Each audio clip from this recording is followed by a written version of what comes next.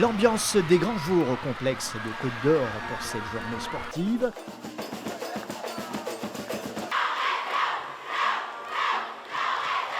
La première édition des Jeux de l'Amitié ayant réuni des centaines de jeunes, le spectacle également en piste.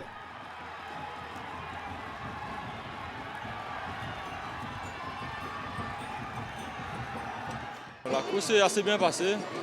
Je suis assez satisfait de la course. Je m'entraîne avec mon coach Giovanni Devalle à Saint-Rémy à Flac.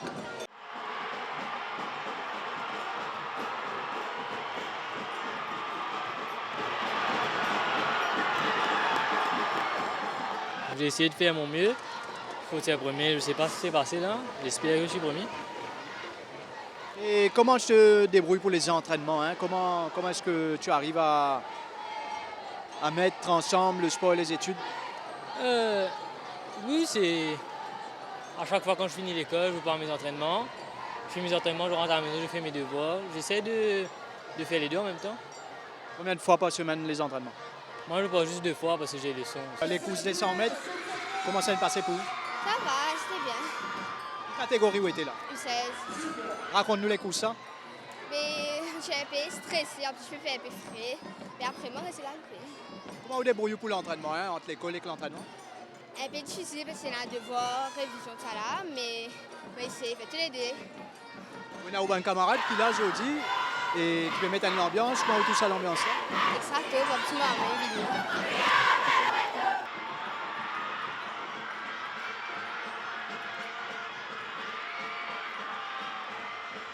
Clarita ou aussi engagé au niveau national, si on ne pas trompé, donc là on représente toute l'école.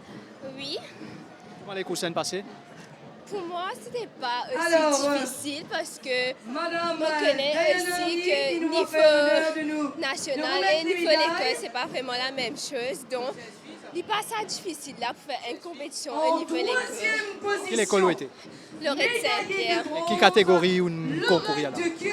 Normalement U20, mais l'école U22. Et le Dieu Notre-Dame College. Dans qui on participé, quelle catégorie? 100 mètres, U22. Alors, comment les courses sont déroulées pour vous? J'étais un petit peu stressée, mais ça va. Combien de fois par semaine vous entraînez? 4 fois par semaine. L'après-midi, ça. Quand l'école finit. Une initiative qui a permis de regrouper les élèves de différents établissements confessionnels du pays. Moi, je suis Mike Fanjou, le manager du collège BPS de Haut-Bassin, mais aussi le président de la RCSSU, Roman Catholic School Education. D'où est venue l'initiative d'organiser cette première édition? Alors, il faudra dire que depuis Covid, on s'est tant bien que mal reprendre un petit peu les activités chacun de son côté. Mais là, on a décidé de fédérer tous nos collèges catholiques, collèges confessionnels catholiques, dans cette activité où tous nos élèves sont présents, ils participent aux activités sportives pour resserrer les liens fraternels en franche amitié. Les Jeux de l'amitié, et combien d'écoles sont concernées, combien d'élèves à peu près? Alors nous tournons autour de 18 collèges, on a une moyenne de 3000 élèves qui sont là aujourd'hui.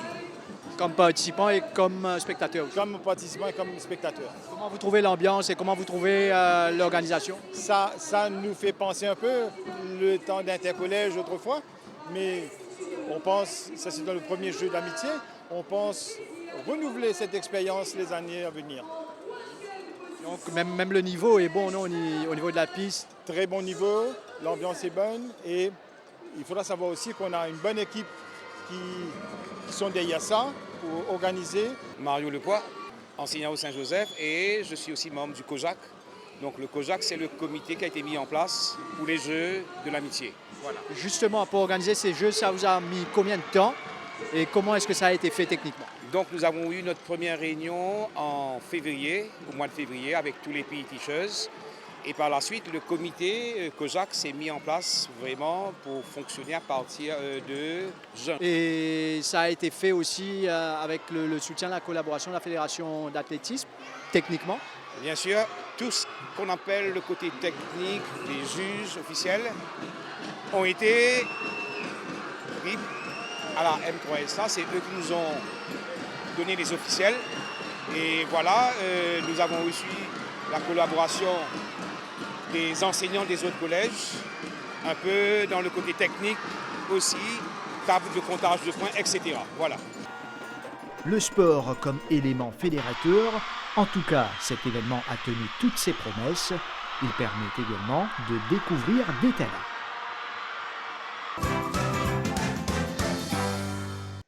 Bonne séance d'entraînement puis enseigné à l'Hockey Grand Zoo puis à Procès.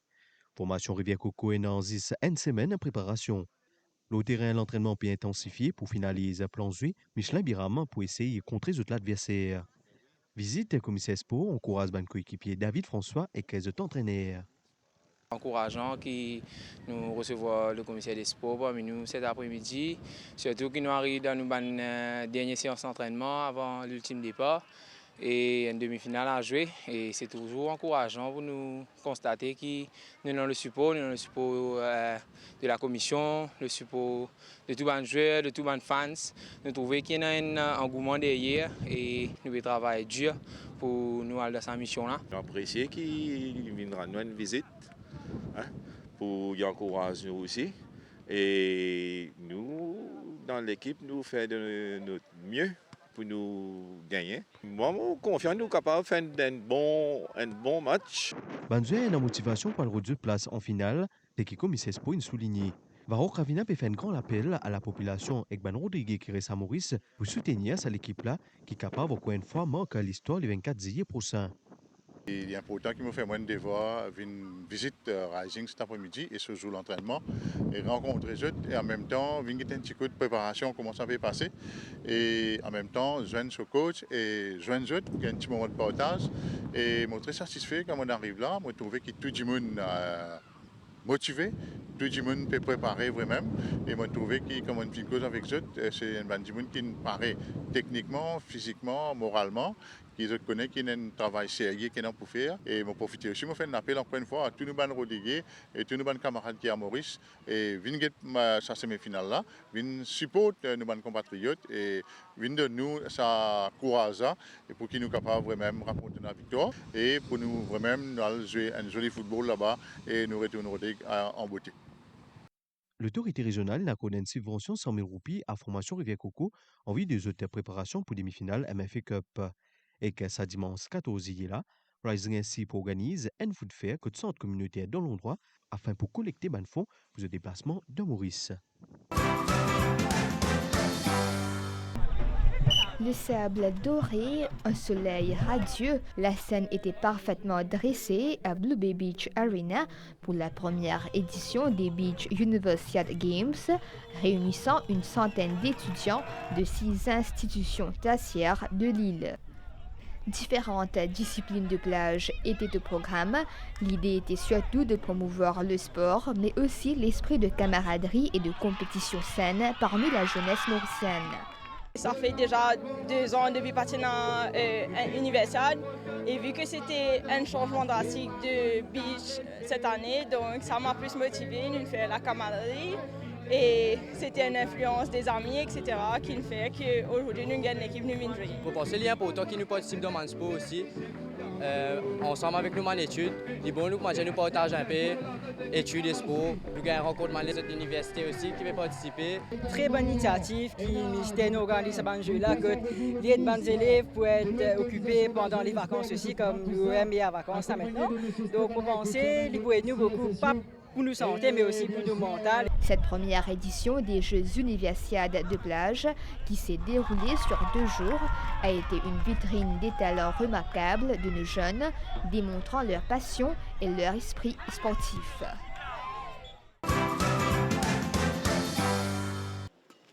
La finale en simple homme a tenu toutes ses promesses à Côte d'Or en ce dimanche. Elle opposait l'Indonésien Rizky Ansyari au Japonais Yodai Okimoto en blanc. Si le premier set a été remporté par l'Indonésien 21-16, le Japonais allait faire une remontada au set suivant, l'enlevant par 21-7, pour ensuite s'imposer lors de la 3e manche 21-15. À seulement 19 ans et classé 292e mondial avant ce tournoi, Yodai Okimoto se prépare déjà pour les Jeux Olympiques de 2028. Sinon, la première finale de ce 14 juillet était 100% française et elle a été remportée par la paire Julia Maillot, Léa Palermo en moins de 50 minutes. On était venu ici pour en faire un gros résultat et on l'a fait. Et là, en finale, on réussit à gagner un petit peu plus facilement avec la manière. Donc très content. Oui. Très heureuse, très fière. Et ouais, on a été bien accueillis ici. Et, on aimera forcément revenir si on en a l'occasion l'année prochaine. Maurice était représenté par plus d'une quinzaine de badistes. Tejraj Paltou et Melvin Apia ont décroché le bronze en double dans ce tournoi. Pour les autres joueurs mauriciens, l'expérience a été enrichissante. Overall, nous performons si bien, vu qu'il y a beaucoup de pays asiatiques qui là et européens qui là. Donc, je pense que nous pouvons faire bien et nous pouvons améliorer. Pour cette édition des internationaux de Maurice, les organisateurs avaient apporté plusieurs innovations et on parle de paris réussis. Les joueurs mauriciens ont l'occasion d'être le niveau de joueurs étrangers. Nous, en tant que techniciens, gestionnaires, coach, nous pouvons un petit peu comment nous sommes capables de faire pour atteindre les mêmes niveaux de nos joueurs asiatiques et même d'Europe. Sachez que Maurice aura 2 représentants en badminton aux Jeux Olympiques de Paris, Julien Paul et Kate Foukyun.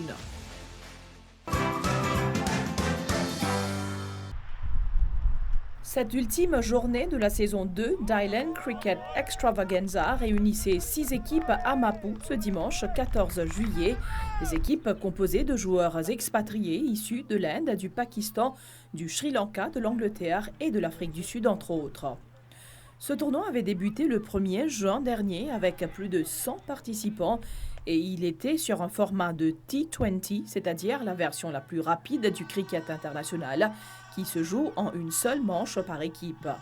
Et ce sont les Continental Warriors qui ont été sacrés champions, ce au détriment du club de Bank of Baroda Fighters.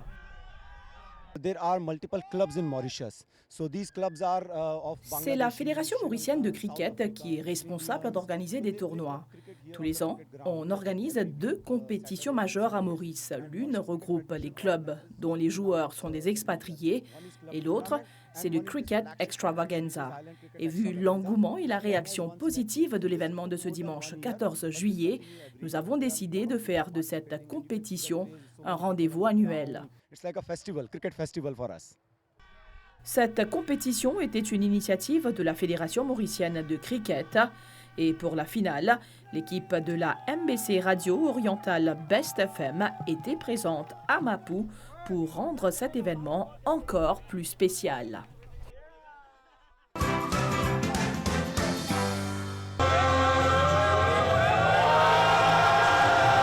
La SSU trône au sommet du basket de la force policière mauricienne. Au terme d'une finale à sens unique, les Golden Boys viennent en effet de remporter le titre toute catégorie, aux dépens de la Western Division. Moi, ça, nous ne pas en ligue, on va dire, bien sérieusement, avec tout l'entraînement qui nous fait faire. Et c'est un gros travail derrière, tout l'équipage, tout est correct. Mais détermination que l'équipe tient, ensemble, coopération, beaucoup de training, l'encadrement qui nous gagne. Aujourd'hui, il amène ce fruit. Dominatrice, sans pitié et poussée par ses supporters, la SSU n'a laissé aucune chance à son adversaire. Portée par le duo Colin-Poche, elle a dès l'entame pris les devants et ne sera jamais rejointe. Finalement, la championne interbranche s'impose sereinement pour soulever cette fois le titre toute catégorie. C'est un grand lasois aujourd'hui. Pour la première fois, SSU nous veut faire champion pour tournoi basket, compétition pour la police. Nous veut ramener des coupes pour la SSU. Je voudrais dire un grand bravo à mon joueur qui vous êtes bien impliqué, vous êtes discipliné dans l'entraînement. Et là, je n'écoute tout consigne qui m'ont donné pour ce match aujourd'hui là. Là, nous finissons faire une grande victoire. Notez que chez les dames, c'est la sélection des Black Cats qui a été sacrée.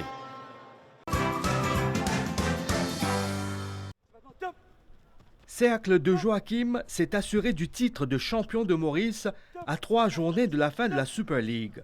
L'équipe cœur-pipienne épingle ainsi la 3e couronne nationale de son histoire. Ce n'est pas donné à toute l'équipe, Vini fait un champion avec tant d'avance.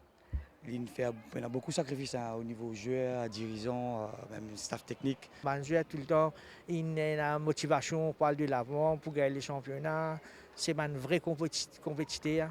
13 victoires, 2 matchs nuls et une seule défaite jusqu'ici, soit 41 points pour 16 rencontres disputées en championnat. En d'autres mots, Cercle de Joachim n'a pas fait de cadeau à ses adversaires cette saison, claquant un total de 51 buts, soit une impressionnante moyenne de 3,2 buts par match. Nous vivons en harmonie dans tous les camarades qui sont là.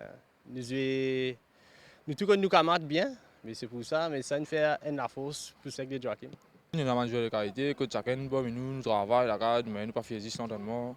Nous travaillons, nous avons envie d'apporter plus moyens, nous avons envie de faire des affaires dans le football. Mais là, par rapport à ça, nous avons une bonne équipe, un bon esprit d'équipe, un lien créé. Mais elle fait la force. Avec le titre suprême en poche, les Cœurs-Pipiens visent désormais le doublé. Ils joueront la finale de la Coupe de la République le 27 juillet prochain face à la S Rivière du Rempart.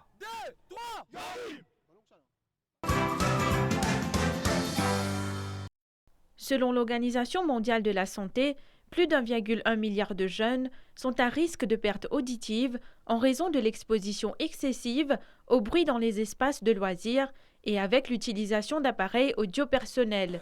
La protection des oreilles devient donc de plus en plus importante afin d'éviter des conséquences graves sur le système auditif. Si ou encore zen, ou mettre la musique fort, quand vous venez dans mon lage ou pas pour tendre.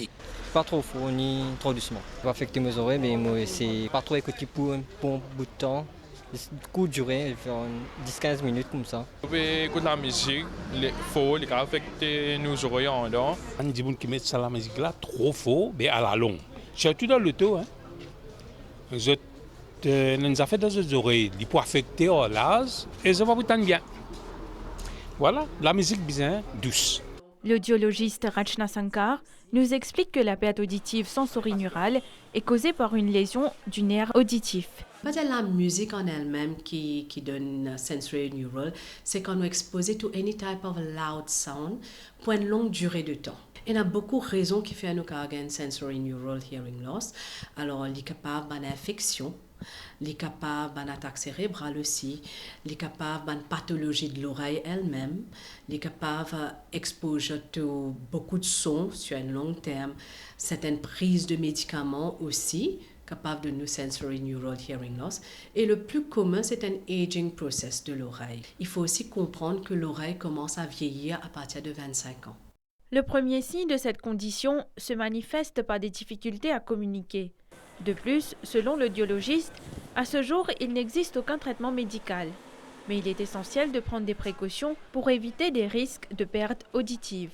Je ne peux pas tendre quand du monde peut causer, soit je peux tendre mais je ne peux pas comprendre parce que je peux rater quelques fréquences qu'il n'aurait pas tendre.